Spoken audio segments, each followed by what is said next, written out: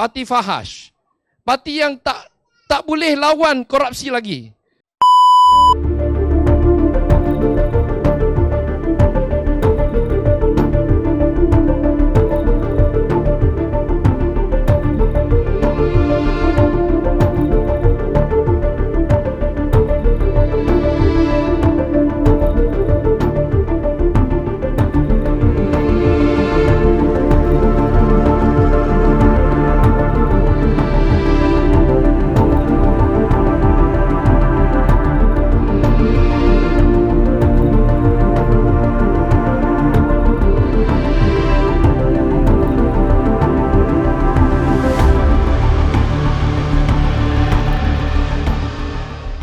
Yang dibangkitkan soal Farhaj itu sudah kalau ada laporan itu wajib disiasat.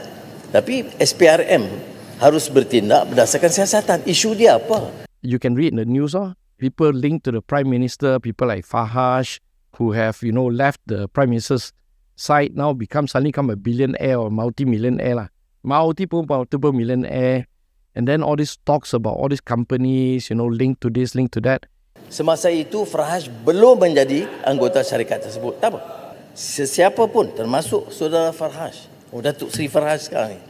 The breaking point will be the Azam Baki and the corporate mafia allegations and then the refusal of the government to do an RCI on it.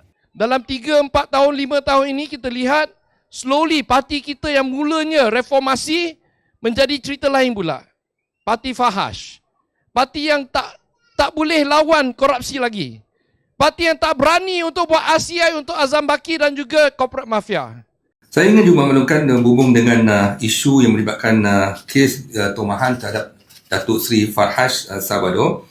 Kontroversi demi kontroversi yang ditimbulkan dan dikaitkan dengan Farhaj perlu ditangani segera dan penafian mentah-mentah sahaja tidak lagi akan diterima oleh rakyat. Setiap perkara yang Farhaj buat itu, saham yang dia beli, saham yang dia lupuskan, ini semua mesti ada perkara yang bersabit dengan sepak terajang kuasa dalam negara kita, kan?